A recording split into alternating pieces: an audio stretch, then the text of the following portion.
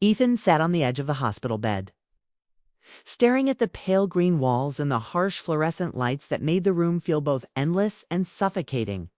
He felt the weight of everything pressing down on him: the surgery he was about to have, the uncertainty of recovery, and, most of all, the absence of the person he wanted beside him more than anything in the world. He had imagined that Sarah, his wife, would be holding his hand, whispering calming words, or just being there silently, a steady presence in the storm of fear that had settled over him. But she wasn't there. She was somewhere else entirely. The phone buzzed beside him. He picked it up with a trembling hand and saw the last message she had sent. It was polite, almost cheerful, a stark contrast to the fear he felt inside. "Ethan, I'm really sorry, but I can't cancel this trip. Vegas has been planned for months, and I need this. I promise I'll be there after your surgery. Please understand." His chest tightened, a sharp burning ache that no painkiller could dull. He reread the words, hoping they would change somehow. Hoping they would suddenly contain an apology he could believe or a promise that felt real. But there was nothing. Only the bright, unapologetic certainty of her decision. Ethan pressed the phone against his chest as if that might make her presence feel closer. But it only amplified the loneliness. Ethan had tried everything in the hours before her departure. He called her, then texted her, then emailed her with detailed pleas, hoping that logic, reason, or fear would make her reconsider. He reminded her of the risks, of the fact that surgery, even routine surgery, was stressful, scary, and painful. He asked her to picture the hospital room, the long needles, the sterile smell. Its quiet moments when he would feel vulnerable and alone. Each message was sent with his heart in his hands, hoping for a reply that never came. Instead, the answers he received were short, cheerful, and firm. "I can't cancel, Ethan. I really need this.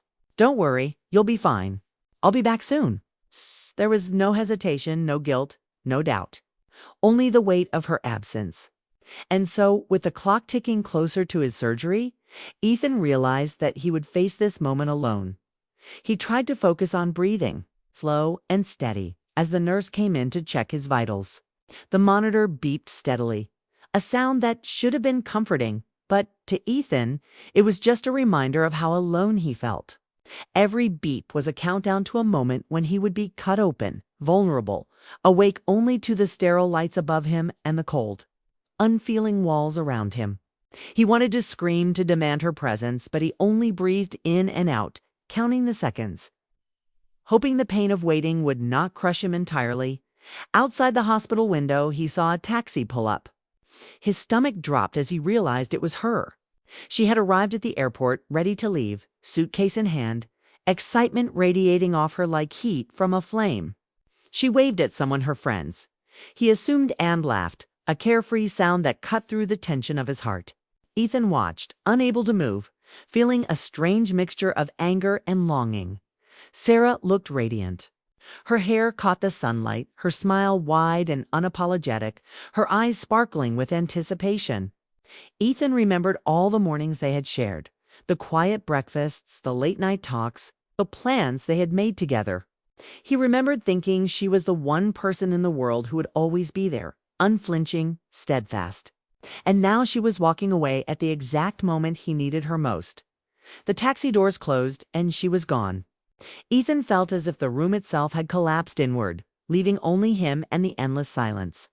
He sank back onto the bed, trying to will his heart to slow, trying to convince himself that she was doing this for a reason he could not yet understand.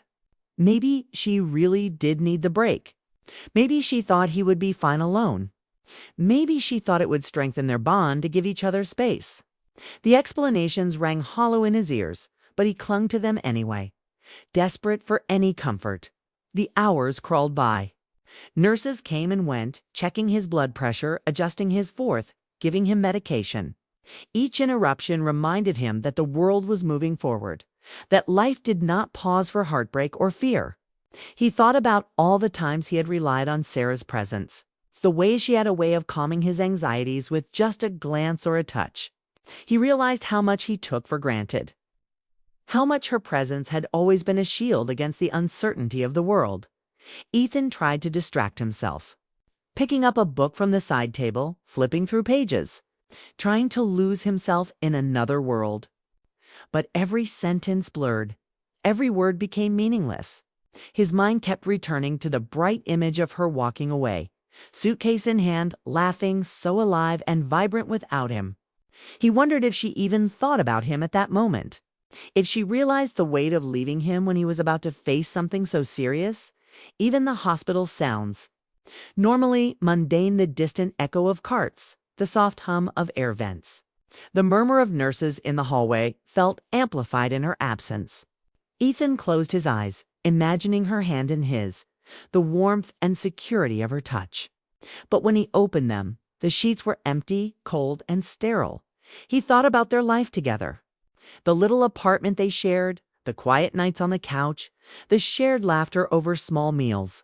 He remembered the first time he realized he loved her. How simple it felt to be near her. How natural it was to trust her with his heart. And now all of that felt fragile, as if a single misstep, a single choice, could undo the years of love they had built. Despite the fear and the anger, there was a flicker of understanding deep inside him. He remembered moments when Sarah had chosen herself, when she had sought experiences and adventures that did not include him. At the time he had worried, felt abandoned, even betrayed. But looking back, he realized those choices had not diminished their love. They had strengthened it, had made it more resilient. Perhaps this was another moment like that, another test of the strength of their bond. The nurse returned, giving him a reassuring smile, but Ethan barely noticed. The surgery would come soon, and he would face it alone. He took a deep breath, trying to center himself, trying to focus on the small things he could control. His breathing, his thoughts, his preparation for the unknown that lay ahead. But even as he tried, the image of her in Vegas lingered, a bright, untouchable presence just beyond his reach. And then, almost unconsciously, Ethan reached for his phone again. He opened the messages, read them once more, hoping that somehow, just somehow, he had misread her tone. But no, each message was firm, cheerful, distant. She was leaving, and there was nothing he could do to stop it. He put the phone down slowly, realizing that the choice was made. Sarah's happiness, her need for the trip, her decision to leave, those were hers, and he could not change them. All he could do was prepare for himself for the surgery, for the lonely hours that stretched ahead as the sun dipped below the horizon. Casting long shadows across the hospital room, Ethan felt the first real tremors of fear. Not just of surgery, but of solitude, of longing, of the empty space beside him that should have been filled with her presence. He closed his eyes, letting the quiet wash over him, trying to imagine her smiling face, trying to hold on to the love that still lived between them. Fragile but undeniable, somewhere deep inside. A small voice whispered that things could still change, that Sarah might realize in time that leaving him in this moment had left a mark on her as well as on him. That love could stretch across distance, across choices, and survive even the sharpest edges of absence. But for now, Ethan was alone, the weight of her absence pressing down on him. A reminder that love was not always convenient, that hearts did not always move in sync, and that sometimes the most difficult battles were not fought in operating rooms, but in the quiet chambers of longing, fear, and hope. He took one last look at the window, imagining her silhouette against the neon lights she would soon be chasing, and whispered to himself, "Come back to me, Sarah. Come back to us." The surgery was over.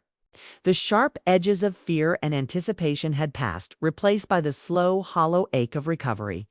Ethan opened his eyes to the sterile white of the hospital ceiling, steady beeping of machines marking time like an unyielding metronome. His body ached, but it was not the physical pain that dominated his mind.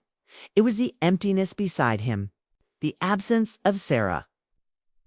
The echo of her laughter from another city that haunted him more than any wound. Days passed in a blur of visitors he barely noticed. Nurses who smiled but could not offer warmth. And the constant rhythm of medication and checkups. Ethan tried to focus on the small details, the soft rustle of the sheets when he shifted, the distant murmur of other patients, the sunlight spilling through the window. He tried to tell himself that he would heal, that the surgery was minor, that the body was resilient. Yet the heart, he realized, was far less forgiving. He called Sarah the first morning after the surgery. The line rang twice, and then he heard her voice, vibrant, carefree, the laughter of a world he no longer belonged to. "Ethan, you're up already," she said. Behind her, he could hear the hum of slot machines, the clatter of glasses, and the excited chatter of friends. She was alive, joyous, completely immersed in the bright chaos of Las Vegas. Ethan felt a hollow pang. "Yeah, I'm awake. How's the trip going?" His voice cracked, betraying the effort he made to sound casual. "Oh, it's amazing," she said, her voice bright and light as if she were announcing a victory. "You wouldn't believe the shows, the lights. I've never seen anything like it. You have to come next time." Ethan's chest tightened. He imagined her there, walking down the strip in dazzling lights, laughing freely while he lay in a hospital bed. Arms aching from IVs, body weak and vulnerable. He wanted to tell her, "I need you here. I need you now." But the words stuck in his throat, tangled in guilt and longing. Instead, he forced a small laugh. "Sounds like you're having fun." "I am," she replied. "Don't worry about me. You just focus on getting better. That's all that matters. Focus on getting better." The words should have comforted him, but instead they felt like a gentle push away. A reminder that her priorities were somewhere else. Ethan ended the call, staring at the phone as if it held the answers to questions he didn't yet know how to ask. As the days crawled by, he began to notice subtle changes in the messages she sent. Shorter, sometimes delayed, with tiny hints of hesitation or guilt he had not seen before. A photo of her in a casino, smiling, but her eyes seemed distant, thoughtful, almost shadowed. A quick text saying, "Thinking of you," without the usual exuberance. Something had shifted, though he couldn't yet name it. Ethan spent long hours in his hospital bed, staring at the window, trying to reconcile the life he was living with the life Sarah was experiencing. He thought about all the moments they had shared. Quiet dinners, late-night drives, whispered conversations in the dark. Those memories were bright and sharp in his mind, stark against the dull, antiseptic reality of the room. Each recollection made the distance feel heavier, the absence more profound. He tried to sleep, but the nights were the hardest. The room grew quiet except for the hum of machines and the occasional footsteps of nurses outside. Ethan's mind would not rest. He imagined Sarah walking through bright, crowded streets, her laughter ringing out, her presence untouchable, and yet he felt it as if it were a physical weight pressing against his chest. He longed to reach out, to call her back, to demand that she understand how much her absence hurt. But he didn't. Instead, he let the longing settle, letting it teach him patience, resilience, and the quiet ache of true love. One afternoon, as the sun spilled gold across the hospital floor, Ethan received a message that made his heart skip a beat. It was a photo from Sarah. She was standing on a balcony, the neon lights of the strip glowing behind her, her smile bright but not entirely. Her eyes carried a shadow he could not ignore. A flicker of something that reminded him of who she was when they first met. Honest, vulnerable, real.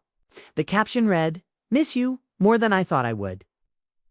Ethan stared at it for a long time. The words were small, almost casual, but the meaning behind them was immense.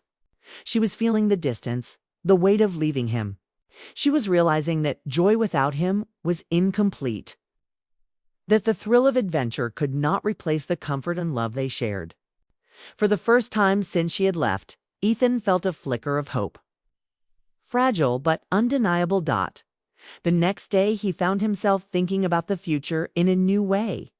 He imagined Sarah returning, walking into the hospital a little worn from her trip, but smiling because she had realized what truly mattered.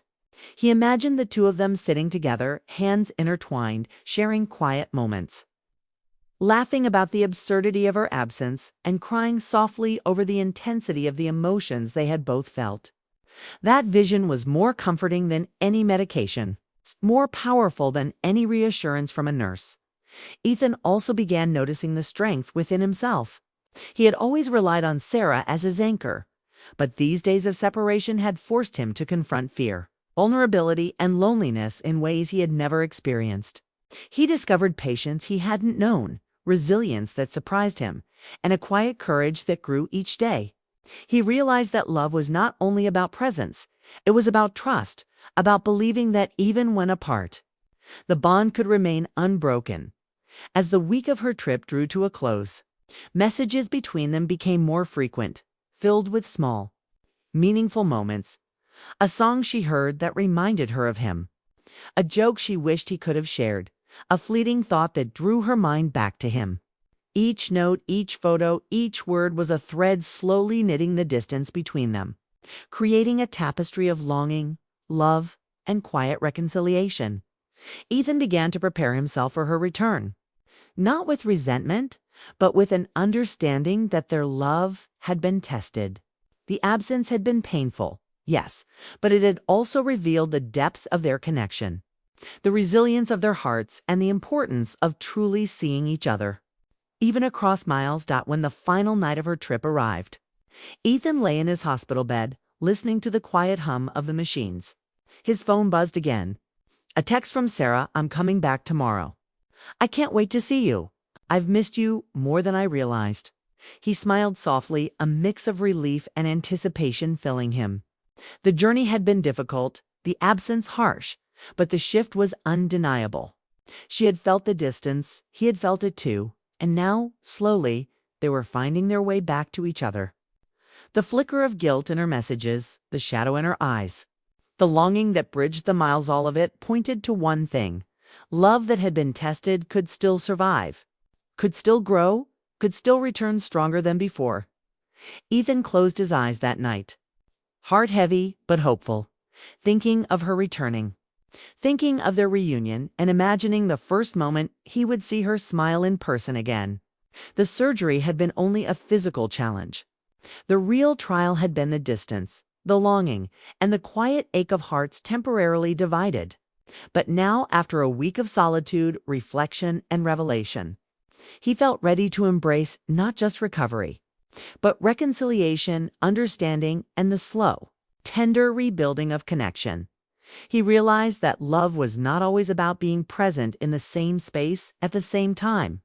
Sometimes it was about enduring, about feeling each other's absence, about learning patience and empathy, about understanding that choices, sometimes difficult, sometimes painful, did not weaken love, but could, if approached with care, strengthen it. By the time the sun rose the next morning, Ethan was ready. He had faced his fears, survived the loneliness, and discovered a deeper, more resilient part of himself. And he knew with certainty that when Sarah returned, the shift that had begun in their hearts would become something tangible, something real, something that neither distance nor fear could undo. For the first time in a week, Ethan felt the fragile but undeniable thrill of hope. He closed his eyes, whispering softly into the quiet room, "Come back to me, Sarah. Let's find each other again." The day Sarah returned was unlike any other. Ethan had barely slept, nerves tangled with excitement, anticipation, and a quiet fear that perhaps the gap of a week might have changed everything. The hospital room, once cold and empty, seemed to hold its breath with him. Every sound, the distant wheels of carts, the faint murmur of nurses, felt amplified, each moment stretching into eternity. He kept checking the clock, his hands trembling, his chest tight with both hope and anxiety. Finally, he heard it, the soft click of the hospital door opening. A shadow fell across the room, then a familiar figure stepped inside. Sarah. She looked smaller somehow, more fragile than the vibrant woman in the photos he had received from Vegas. But her eyes, those eyes that had always held both fire and tenderness, met his. For a moment, neither spoke. Words were unnecessary. The room felt alive again with the unspoken connection between them. A bridge spanning the days of absence. Sarah's voice broke the silence. "Ethan." It was soft, hesitant, tremulous even, carrying the weight of realization, longing, and regret all at once. Her eyes glistened, and for the first time in days, Ethan felt the world shift back into place. She had returned not just physically, but emotionally. Aware of the emptiness she had left behind, Ethan rose slowly, every movement a reminder of the surgery. But the pain was insignificant compared to the surge of emotion that flooded him. He closed the distance between them, his hand reaching for hers, trembling slightly as their fingers intertwined. It was a simple gesture, but it carried more meaning than words ever could. It was acknowledgement, apology, forgiveness, and an unspoken promise all at once. Sarah's lips quivered into a smile, a mixture of relief and lingering guilt. I didn't realize. I thought I needed that trip to escape, but being away from you, it hurt more than I imagined. I missed you. Her voice cracked, soft but full of sincerity. Ethan felt tears sting his eyes, not from pain or fear, but from the overwhelming weight of longing finally relieved. The emptiness replaced by connection. They sat together in the quiet of the hospital room, hands clasped, sharing silence that was comfortable rather than awkward. Ethan felt the familiar warmth of her presence seep into him, filling the gaps that the week of absence had carved. Every breath seemed lighter, every heartbeat steadier. He realized then that love was not just about grand gestures or constant presence. It was about understanding, forgiveness, and the courage to return, even after mistakes. For hours they talked quietly. Sarah recounted her experiences in Vegas, the shows, the lights, the laughter, but now with a new perspective. She spoke of how bright everything had seemed, yet how empty it felt without him to share it. Ethan listened, heart swelling with both relief and pride. She had learned, as he had, that love was strongest when tested. That distance could deepen connection rather than weaken it. Ethan shared his own week. The fear, the loneliness, the moments when he thought he might break under the weight of absence. Sarah's hand tightened around his as he spoke, a silent acknowledgement of the pain they had both endured. They didn't need to apologize. Their mutual understanding said everything as evening approached. The sun casting golden light across the hospital floor, Ethan felt a sense of normalcy returning, fragile but undeniable. Sarah leaned against him, her head resting on his shoulder, and he held her close. The hospital walls no longer seemed cold, they were filled with warmth. A sense of home, even in a place defined by machines and medicine. Later, they walked together through the quiet corridors, hands entwined, their steps in sync. Each movement was deliberate, a celebration of reunion, of having navigated fear and absence and emerged stronger. People passed by, oblivious to the emotional triumph happening quietly in that hallway. But Ethan and Sarah were consumed with each other. The world outside, irrelevant. They returned to his room as the night fell, city lights twinkling through the window. Sarah unpacked her suitcase, but left the souvenirs untouched. She didn't need mementos. The real treasure was here, in the room with Ethan, in the warmth of their hands, in the soft whispers and quiet laughter. She sat beside him, brushing back a stray lock of hair, and whispered, "I promise, no more leaving like that. I didn't realize how much I needed to be here with you." Ethan smiled, a deep, genuine smile, feeling the tension of the past week dissolve. "And I promise I'll never take your presence for granted again. I understand why you needed the trip, and I'm glad you went. But I'm happier that you're back." His voice was steady, calm, and filled with love. The night stretched on. They spoke of future plans, dreams, and the simple, everyday moments they had almost forgotten in the rush of life. There was laughter, quiet teasing, and soft confessions of longing that had accumulated during the days apart. Each word, each glance, each touch reinforced the fragile bond that had been tested and now reaffirmed itself. Stronger than before. Ethan realized that love was not about controlling each other's choices, nor about being present in every moment. It was about trust, understanding, and the willingness to navigate challenges together. Sarah's trip, though painful in its absence, had revealed the depth of her heart and allowed them both to grow, individually and as a couple. In the following days, Sarah stayed by Ethan's side, helping him regain strength. supporting him through the slow recovery process. Each morning she brought coffee and breakfast, small gestures that spoke volumes. She laughed when he struggled to stand, cheered when he managed to walk unassisted, and quietly held his hand during moments of pain. The hospital room, once a place of fear and loneliness, became a space of intimacy, care, and deep emotional connection. One evening, as they watched the sun set from the hospital window, Sarah rested her head on Ethan's shoulder. "You know," she whispered, "I thought I needed adventure, excitement to feel alive. But I've realized now, I feel most alive with you in these quiet, ordinary moments." Ethan held her close, his heart swelling with love and gratitude. "I feel the same. I thought love was about being together every second. But I see now that it's about being present in the moments that matter, and trusting that our hearts will find their way back when they wander." Their eyes met, a long, lingering gaze that spoke of forgiveness, longing, and the unspoken promise of a future strengthened by trials. In that moment, both knew that the absence, the fear, and the distance had not broken them, they had refined them, teaching patience, empathy, and the resilience of love when it was finally time for Ethan to leave the hospital. Sarah was the first one to support him, steadying him as he took his first steps outside the hospital doors. The city lights twinkled around them, but unlike the neon chaos she had chased in Vegas, these lights felt warm, welcoming, and shared. They walked together, hand in hand, a silent vow between them that no distance, no misunderstanding, no mistake could sever what they now understood as unshakable. That night, as they returned home, Ethan felt a profound sense of peace. He was healed not only in body but in spirit.